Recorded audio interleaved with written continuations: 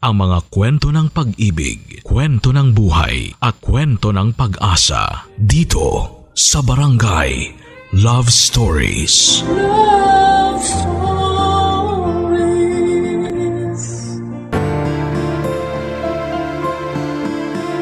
Minsan kahit mabuti ang intensyon natin, ay meron pa rin tayong makikilalang tao na masama ang hangarin. At kahit na anong iwas ang ating gawin ay para silang kabuting susulpot na lamang bigla para manggulo sa atin. Ikaw, kabarangay, paano mo iniiwasan ang ganitong klase ng tao? Dear Papa Dudut, magandang araw po sa inyo at sa mga tulad kong avid listener ng Barangay Love Stories. Tawagin niyo na lamang po ako sa pangalang Krista. 36 years old at residente ng Marikina City. Kasama ko sa bahay ang Mr. kong si Alfred at ang dalawa naming chikiting. Pero hindi po love story namin ang isishare ko. Masasabi ko na 10 years ago ay naisip ko talaga na hindi na ako makakapag-asawa o ni boyfriend man lang dahil wala akong tiwala sa mga lalaki. Pero lagi akong hinihirita ng ate Jennifer ko na subukan ko pa rin daw na makipagkilala para naman magka-jowa na ako. Hindi naman sa hindi ako ligawin ng mga lalaki, sa katunayan ay nagka-boyfriend na rin naman ako noong college. Kaso 2 years lamang kami dahil pinagpalit niya ako sa pinsan ko na mas maganda at sexy daw sa akin. Hindi naman ako pangit. May pagka-chubby lang pero hindi rin ako nag-effort makipag-agawan. Dahil para sa akin ay hindi ko deserve na magmakaawa sa taong winalang hiya ako. Kahit na hindi ako perpekto ay mataas ang respeto at pagpapahalaga ko sa aking sarili. Pero nasaktan pa rin naman ako noon at naladala ko yon kahit na ilang taon na ang nakakalipas. Simula noon ay ekis na talaga sa akin ang mga lalaking gustong manligaw. Mas nag-focus na lamang ako sa trabaho ng mga panahong yon at kinalimutan ko na ang pakikipag-love life, Papa Dudut.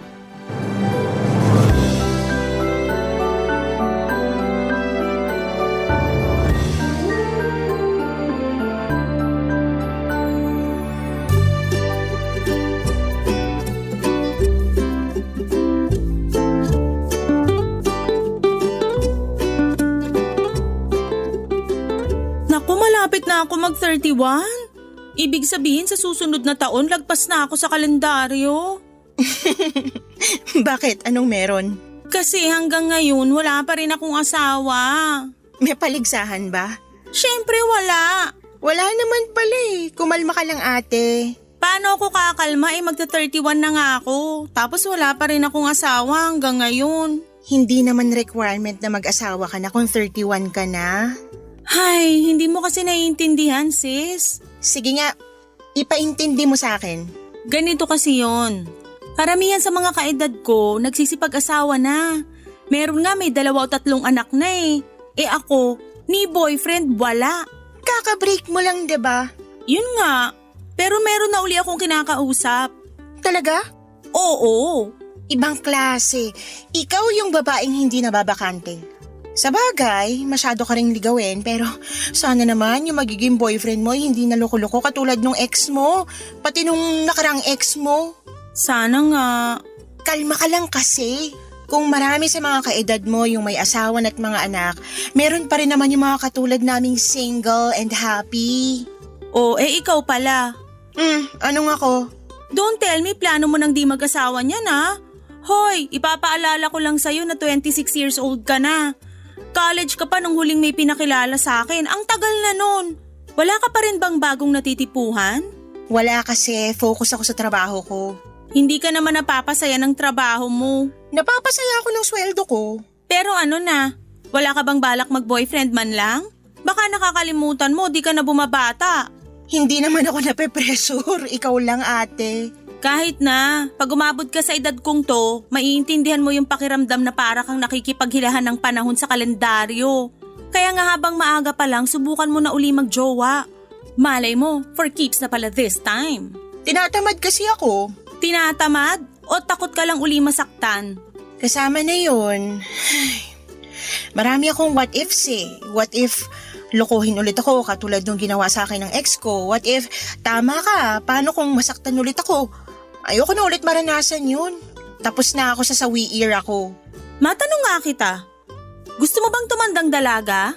Ate naman eh. Tigilan mo ako sa kagaganyan mo. Kung ako sa'yo, lalabas ako tuwing Biyernes ng gabi, sasama ako sa mga katrabaho kong gumimik. Alam mo namang hindi ako mahilig mag-bar. Subukan mo lang kahit minsan. Malay mo may makilala kang type mo. Kung ayaw mo naman, mag-install ka na lang ng dating app. Uso naman yun. Alam mo kung anong gusto kong gawin? Ano? Matulog! Sleep deprived kaya ako ate. Aga-aga ng pasok ko tapos minsan late na ako nakakauwi dahil sa heavy traffic. Ang boring mo naman, girl. Whatever you say. Dapat kasi gayahin mo ko. 2 buwan lang kung mag-move on. FYI, nakapag-move on na ako. Hay nako, bahala ka. Basta, sinabihan kita. Papa Dudut, masasabi kong may point naman si ate sa mga sinabi niya sa akin. Wala namang masama kung subukan kong makipagkilala ulit dahil matagal na rin namang nangyari yung panluloko sa akin ng ex-boyfriend ko. In fact, hiwalay na sila ng pinsan naming yon. Ewan, baka karma na nila yon sa ginawa nila sa akin pero wala na akong pakialam sa kanila. Sinubukan pa ngang makipagbalikan ng ex ko sa akin pero nek-nek niya. Kaya lang kahit naka-move on na ako ng gusto ay atrasado pa rin ako. Dahil ang dami kong nababalitaang naghihiwalay na magjowa o mag-asawa lalo na sa opisinang pinagtatrabahuhan ko. At ang madalas na rason ay third party. At ang nagloloko ay mga jowa o asawang lalaki. Kung bakit kasi hindi na lang sila makontento sa mga karelasyon nila. O kung ayaw na nila, bakit hindi nila hiwalayan ng maayos? Gusto pa talaga nila yung mga niloloko sila. Alam kong hindi naman lahat ng lalaki ay ganon pero majority ay oo. Kaya tanong ko rin to sa mga lalaki bakit ganon? Ano bang meron? Exciting ba ang magloko? Magkasama kami ni Ate Jennifer sa apartment na nirerentahan namin at katulad ko ay single pa rin siya ng mga panahon na yon. Pero bago siya naging single ay nanggaling siya sa 2 breakup sa loob lamang ng 6 months. May naging boyfriend siya ng 1 buwan, nagloko kaya naghiwalay sila. Nag-move on siya for 2 months. May naging boyfriend ulit siya at nagloko na naman tapos nag-move on ulit siya for 2 months. Tapos may ka-talking stage na.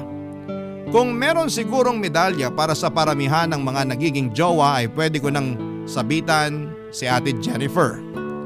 Sa bagay maganda kasi siya, sexy at makinis ang kanyang balat. Lapitin ang mga kalalakihan kasi walang taste pumili yung kapatid ko. Madali kasi siyang madala sa mga matatamis na salita kaya hindi na niya kinikilala ng mabuti yung lalaki. Katwiran niya, malapit na siyang lumagpas sa kalendaryo kaya kailangan na niyang makapag-asawa. Sa kabila ng lahat ay mahal ko ang ate ko dahil siya na lamang ang pamilyang meron ako. Maaga kasi kaming naulila sa mga magulang nung sabay namatay sa aksidente ang parents namin. Tumira kami sa bahay ng tiyahin namin sa mother side sa Montalban, Rizal. Pero hindi rin naging maayos ang pakikitungo nila sa amin. Kaya nag-decide si Ate Jennifer na huminto na lamang sa pag-aaral para magtrabaho. Nang nakaipon siya ay bumukod siya ng tirahan at kinuha niya ako. Bali nagrenta kami ng apartment sa Pasig habang nag-aaral ako. Malaki po ang utang na loob ko kay ate at masasabi kong mahal namin ang isa't isa. Kaya nga hindi rin ako nagkukulang sa pagpapaalala sa kanya na kilatisin ang mga lalaking manliligaw niya para maiwasang masaktan siya at lokohin.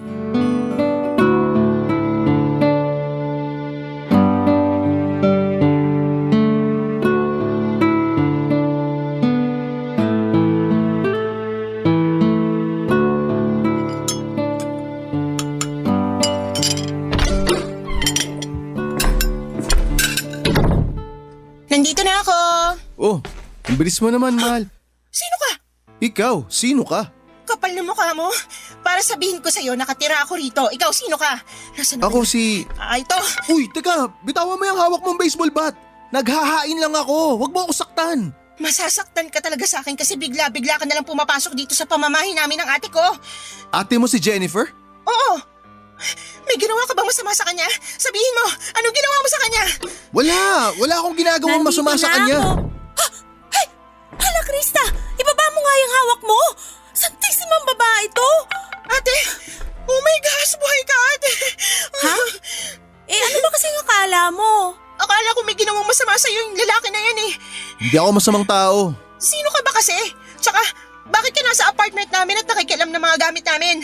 Teka, isa-isa lang ang tanong. Mahina ang kalaban. Kumalma nga muna tayo, okay?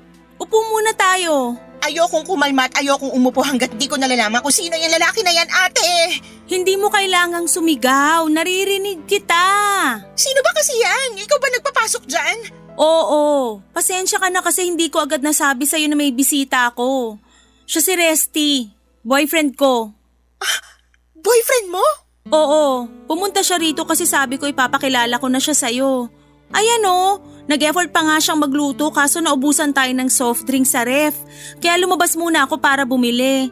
Di ko naman alam kamuntik mo na siyang paluin ng baseball bat dyan. Sino ba naman kasi hindi matatakot? Hindi ko naman siya kilala.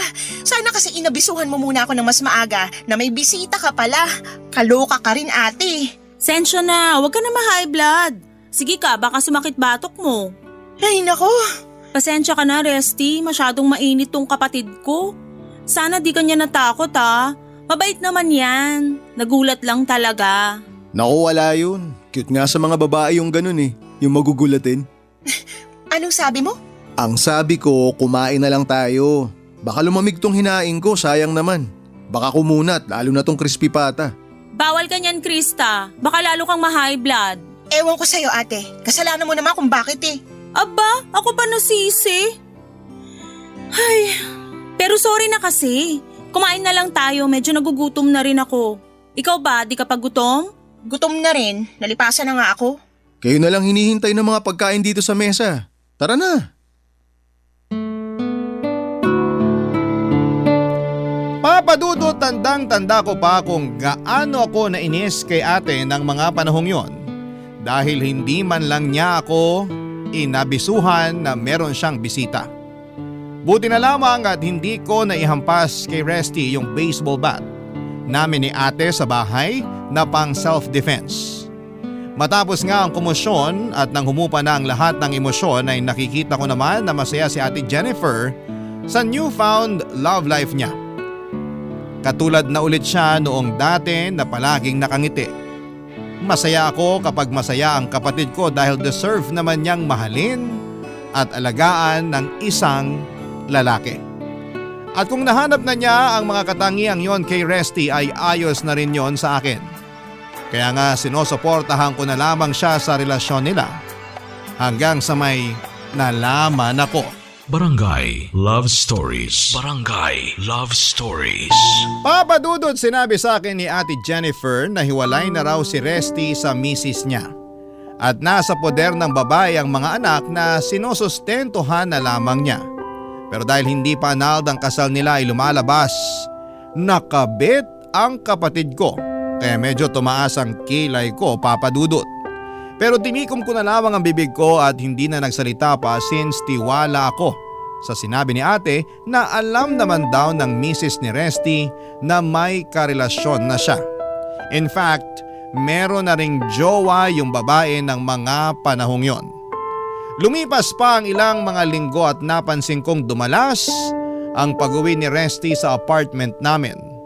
Bagay na nung unay wala namang kaso sa akin pero nang tumagal ay medyo nainis na ako. Ang siste, sa amin na siya umuuwi mula sa shop na pinagtatrabahuhan niya bilang aircon technician. At ang hindi ko lang gusto ay yung pakiramdam na nawawala na ako ng privacy sa sarili naming pamamahay. Dalawa lamang ang kwarto na nirerentahan namin. Sa akin yung isa pero maliit lang yon, kaya sa sala ako tumatambay kapag nasa apartment ako. Kaya lang dahil kasama na namin si Resty, madalas silang nasa sala ng ate ko para manood ng TV at mag-bonding. Ayoko namang makisali sa kanila kasi moment nila yon, kaya nagkukulong na lamang ako sa kwarto habang nagsi-cellphone hanggang sa makatulog. Pero aminado kong nami-miss ko na rin yung dati naming bonding ng ate ko, Papa Dudut.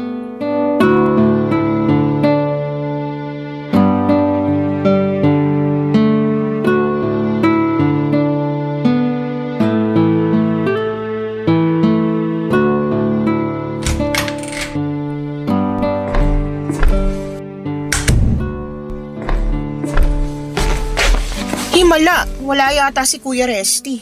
Oo eh. Kasama niya yung mga anak niya. Birthday kasi ng panganay nila kaya sineselebrate nila dun sa bahay ng dati niyang misis. Misis niya pa rin yun kasi di pa sila annulled. Tsaka, sure ka ba talaga na walang sabit yung boyfriend mo? Tingnan mo, imbis kasama mo ngayon nandun sa pamilya niya. Birthday nga kasi ng panganay nila kaya nandun siya. Pagkatapos dun uuwi na rin naman siya. Okay na rin pala na wala si Kuya rito kasi namimiss na kita ka-bonding. Lagi mo na lang kasi siya kasama, nakakatampo na tuloy. Ay, wag ka nang magtampo. Matagal-tagal din naman tayong magkasama eh. Saka malaki ka na. Baka sign na to para humanap ka ng lalaking makakasama mo rin lagi.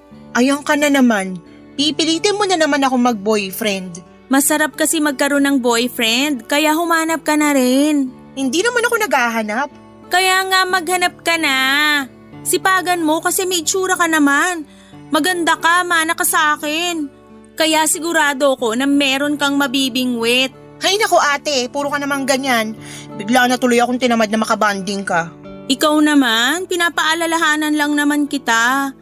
Masarap kaya sa pakiramdam na magkaroon ng katuwang sa buhay. Paano mangyayari yan kung di ka nakikipagkilala? Huwag ka na kasi matakot. Alisin mo na yung mga what if sa isip mo dahil di lahat ng lalaki katulad ng ex-boyfriend mo. Sa bagay, may point ka rin naman. Masyado ko kasing hinusgahan lahat ng kalalakihan na katulad ng ex-boyfriend ko o ng mga ex mo na manlolokot manggagamit. Basta ako, iniisip ko na lang na kaya kami di nagkatuluyan ng mga ex ko kasi paraan yun ni Lord para ilayo ako sa mga manlolokong katulad nila. Kaya mabilis ako nakaka-move on kasi ayos na rin sa akin. Kung hindi kami nagkahiwalay, di ko makikilala yung Kuya Resty mo. Talagang in love ka sa kanya, no? Oo naman. Para sa akin, siya na yung lalaking gusto kong makasama habang buhay. Ganon kadaling naisip mo yan, wala pa nga isang buwan simula nung maging kayo. Kailangan pa bang mag-isang buwan kami para masabi kong siya na, yung the one for me? Oo naman. Ayan ka na naman sa ugali mong hindi kinikilatis mabuti yung nakakarelasyon tapos sa huli, iiyak-iyak ka eh. Ano pa bang klaseng pagkilatis gusto mong gawin ko kay Resty nung una pa lang naman naging honest na siya sa akin. Sinabi niya na hiwalay siya sa misis niya at may mga anak sila. Para sa akin, green flag yun. Pero nag-aalala pa rin ako kasi wala pa rin kasiguruhan yung pinasok mo eh.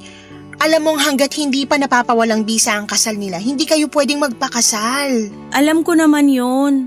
Pero naniniwala ako sa sinabi ni Resty na aasikasuhin din niya yung annulment papers nila ng asawa niya.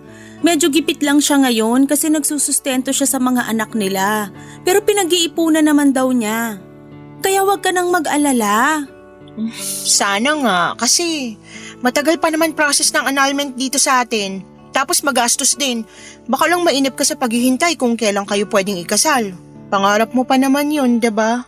Oo, pero ganun talaga. Alam ko naman tong pinasok ko saka mahal ko eh. Kaya willing to wait ako. Okay, pero wag na muna natin pag-usapan yun. Since tayo lang naman dalawa ngayon, labas tayo para kumain. Libre ko. Talaga? Gusto ko yan. Sakto, nagkikrave pa naman ako ng Korean food ngayon. May alam akong masarap na Korean restaurant, kaya magbihis ka na para makaalis na tayo. Sige, sige. Excited na ako. Papa Dudut, kahit na sinabi sa akin ni ate na huwag na akong mag-alala, na alam niya ang ginagawa at pinasok niya, nang sagutin niya si Resty bilang kapatid ay hindi pa rin nawala yung pag-aalala ko na baka walang patunguhan ang paghihintay niya.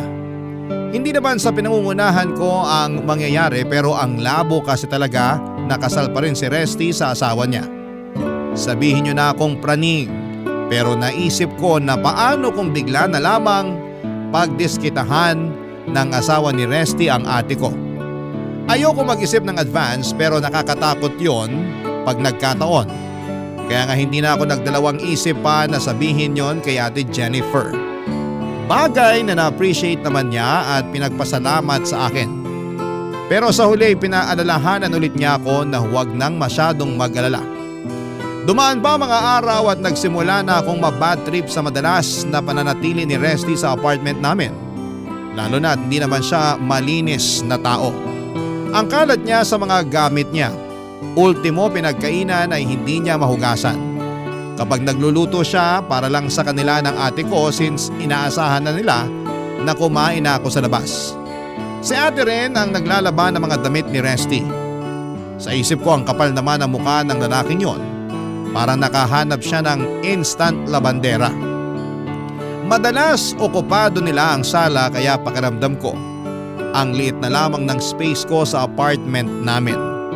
Lugi ako kasi nag-aambag ako ng pambayad samantalang siya ay wala talagang inaabot ni 5 duling. Ang alam ko ay meron naman siyang nirerentahang apartment din kaya bakit sa bahay namin siya nakikipagsiksikan. Nababanas na ako pero sinolo ko na lamang dahil baka makapagsalita ako ng hindi maganda. Pero sinusubukan talaga ng kapalaran ang pasensya ko.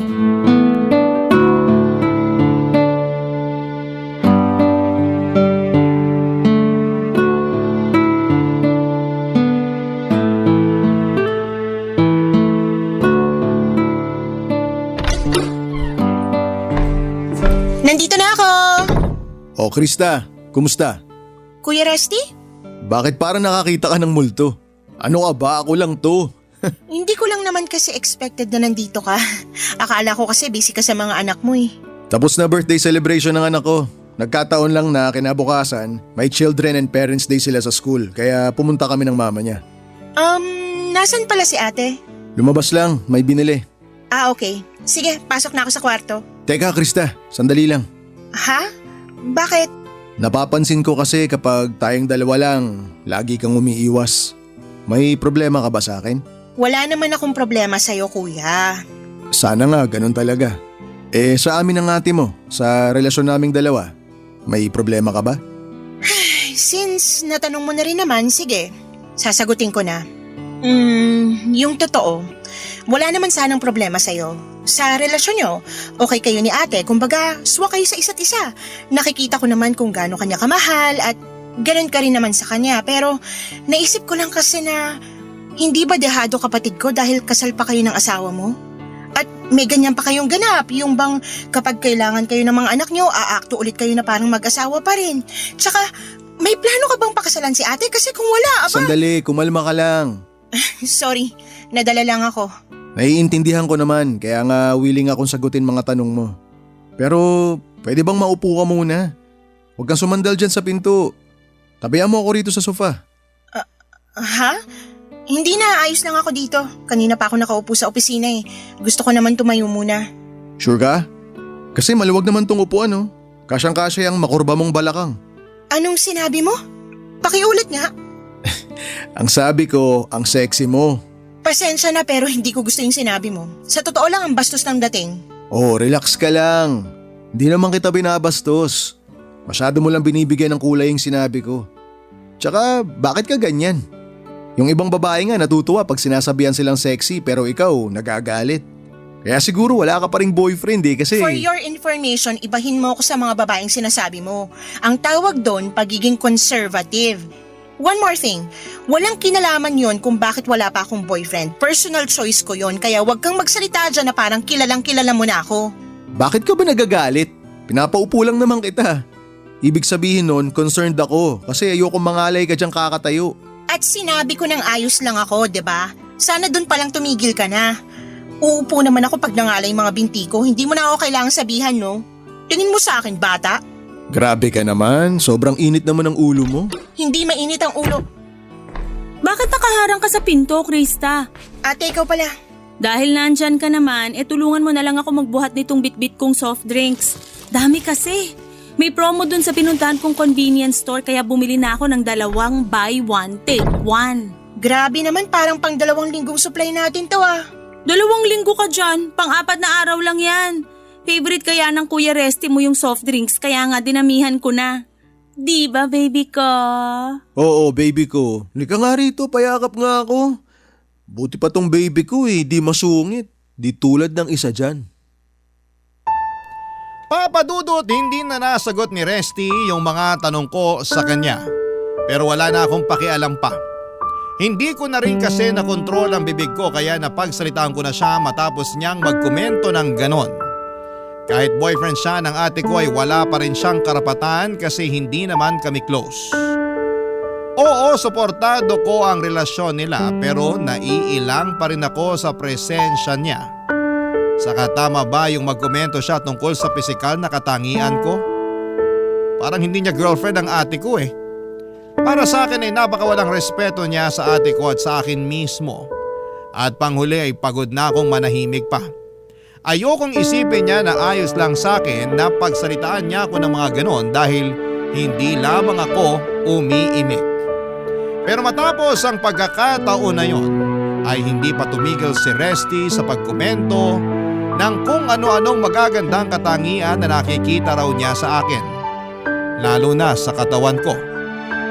Ewan ko kung hindi niya ba naiintindihan yung pagsaway ko sa kanya nung unang beses niyang ginawa yon o sadyang nangaasar lamang siya.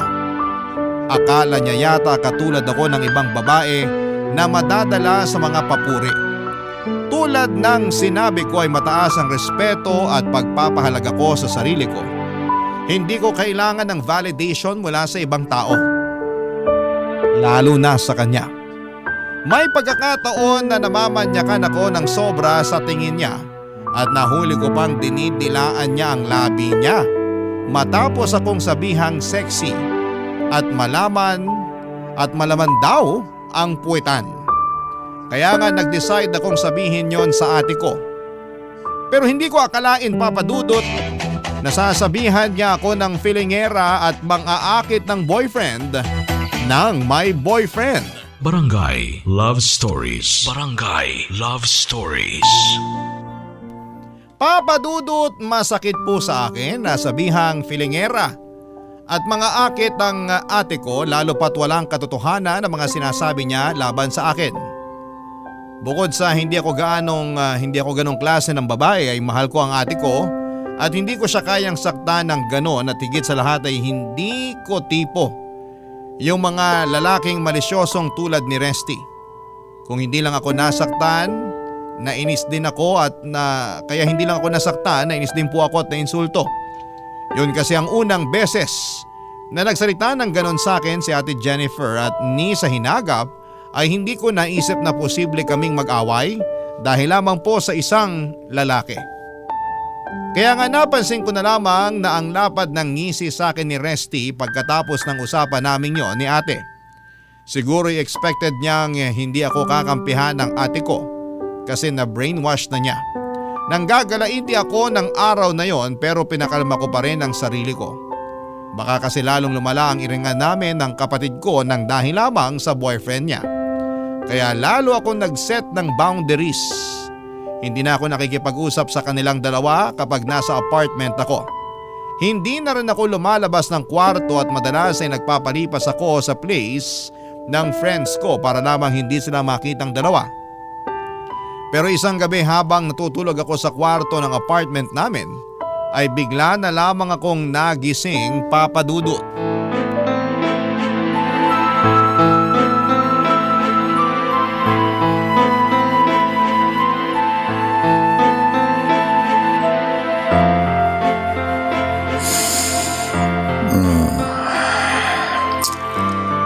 Kinis talaga. At ang bango pa. Lambot talaga ng hita mo, Krista. Ang sarap sigurong halik-halikan ito, no? Masubukan nga. Anong ginagawa mo? Wala pa, gagawin pa lang sana. Hahalikan ko sana tong hita mo kasi nanggigigil ako. Kaso, Nagising ka eh. Lumayo ka nga sa akin! Bakit mo ako siniba sa mukha? Ate Jennifer! Nagilong ko. Ate! Huwag ka nga maingay. Tinadya ka mo na nga ako sa mukha eh. Nakuha mo pa mag-iskandalo. Anong nangyayari rito? Bakit ka sumisigaw, Krista? Ha? Resty! Napano ka? Bakit dumudugo yung ilong mo? Paanong di dudugo? Eh tinadya ka nito. Magaling mo kapatid yung ilong ko. Ano? Bakit mo ginawa yun sa Kuya Resty mo, Krista? Seryoso ba yan? Mas concerned ka pa sa nangyari sa demonyong yan? Pero di mo man lang ba itatanong kung bakit ko ginawa yun, ate? Ano ba kasing dahilan mo? Yung boyfriend mo kasi, ginapang ako! Ginapang? Anong ginapang? Anong ginawa mo sa kapatid ko, Resty? Wala akong ginagawa sa kanya. Siya nga itong may ginawa sa akin eh, oh. Tingnan mo. Nagdudugo ilong ko, oh. Punasan mo nga yung ilong mo, dali! Gamitin mo yung damit mo tapos tumingala ka para hindi na lalong tumulo. Ate, nahuli ko siya na nasa paanan ko. Hahalikan niya na sana yung mga hita ko kaso bigla ako nagising. Pero hindi ganyang klaseng tao si Resty. Anong hindi? Ginawa niya na nga sa akin. Huwag mo sabihin na mas kinakampihan mo pa yung boyfriend mo kaysa sa akin na kapatid mo, ate. Kitang-kita naman na bayolente ka. Ako yung nasaktan mo kaya tama lang nakampihan ako ni Jennifer. Huwag ka nang sumabad, manya ka. Akala mo ba hindi ko napapansin mga tinginan mo? Mga salitaan mo na ang lakas makabastos. Pinagsakasabi mo. Imahinasyon mo lang yon. Lasing ako kaya akala ko ikaw si Jennifer. Mali pala yung napasok kong kwarto. Oo ngayon matino na ako.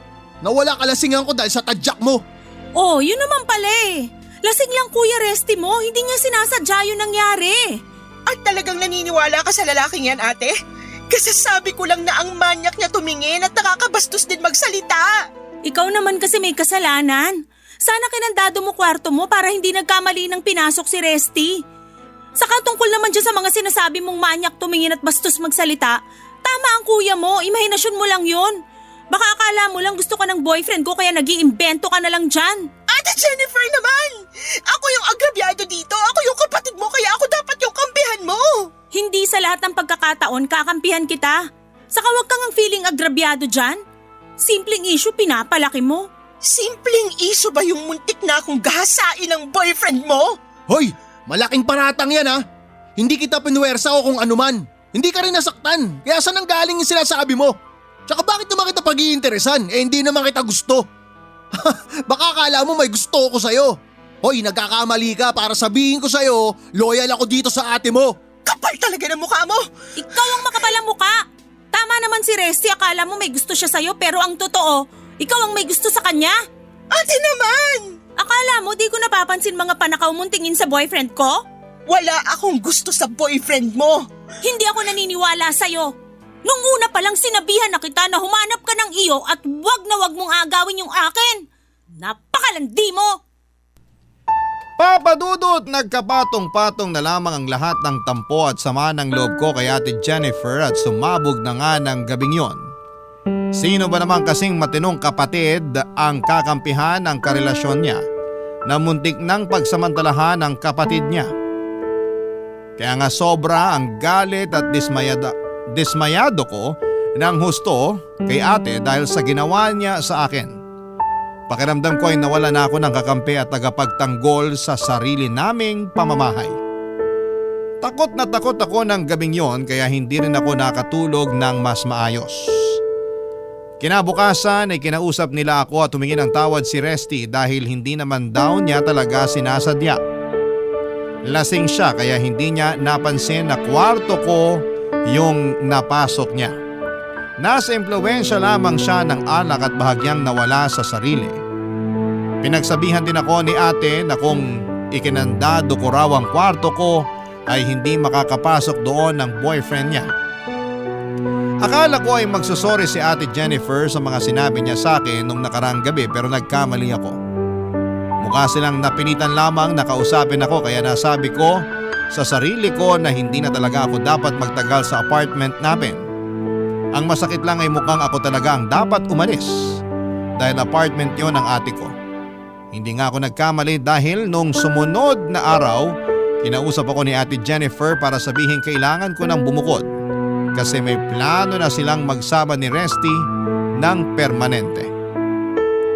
Hindi na ako nakipagtalo pa dahil pagod na ako. Sa halip ay sumang-ayon na lamang ako at mabuti na lang dahil una nang inalok sa akin ng kaibigan kong babae na samahan ko siya sa nirerentahan niyang kwarto dahil mag-isa lamang naman siya doon. Umalis ako sa amin kahit na malaki pa rin ang tampo ko kay Ate Jennifer. Hindi ko pa rin kasi matanggap na mas pinili niya ang Resty na yon kesa sa akin na sarili niyang kapatid. Mabilis na lumipas ang 3 buwan. Nagkabati na rin naman kami ni ate. Nawala na rin yung tampo ko sa kanya lalo na nung nag-reach out siya sa akin para humingi ng tawad after 2 months. At kahit late na niyang na-realize yun ay hindi ko rin naman siya natiis. Sa katunayan ay binibisita ko pa rin si ate sa apartment namin pag wala ang kinakasama niya.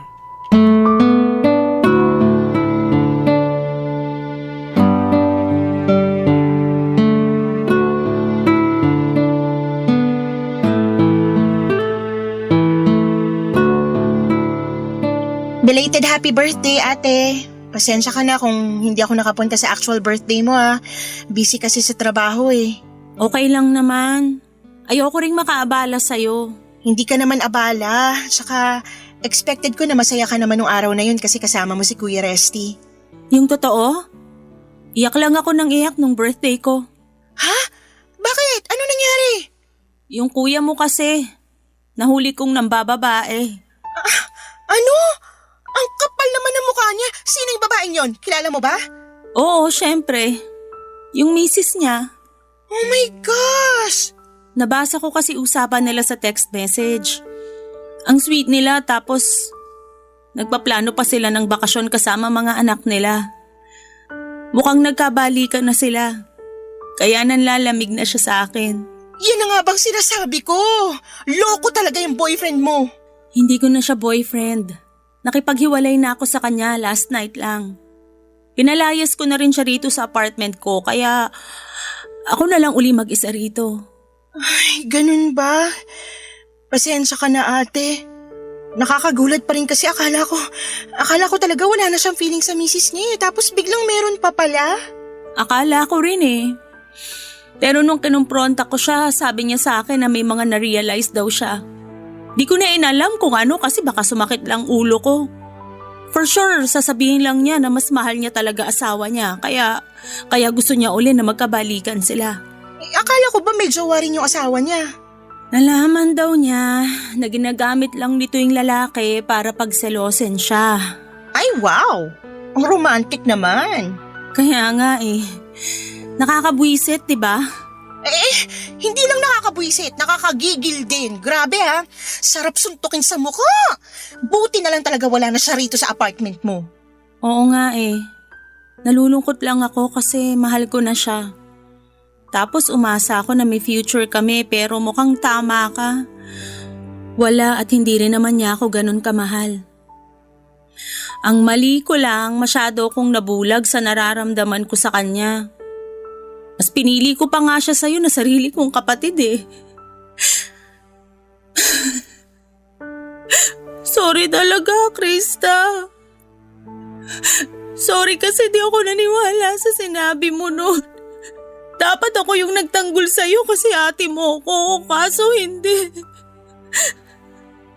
Pinagbintangan pa kita at sinabihan ng kung ano-anong masasakit na salita.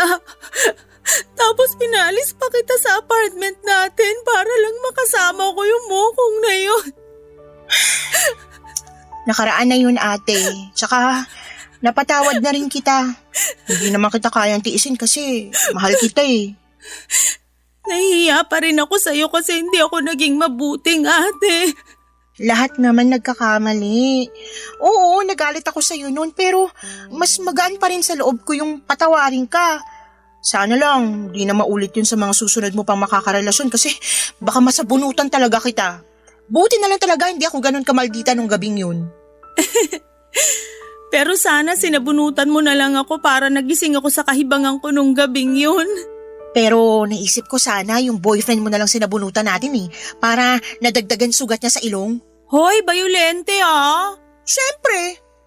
Wag mong sabihin na pinagtatanggol mo pa rin yun. Hindi na, no. Kaya nga pinalayas ko na siya rito. Anong akala niya sa akin magmamakaawa sa kanya? Nek-nek niya. Yan ang gusto ko sa'yo. Matapang ka talaga. Pero mas matapang ka. Narealize ko nga mga sinabi mo sa pagmamadali kong makapag-asawa. Kung ano tuloy ugali ng mga lalaking nagiging boyfriend ko. Dapat kasi kinikilala ko munang mabuti, hindi ako nagmamadali para iwas din sa pagkakamali. Apply mo na lang yan sa susunod para hindi ka na masaktan. Sige, pero saka na yon. Ayoko munang mag-boyfriend. Wow! May lagnat ka ba? Wala naman, bakit?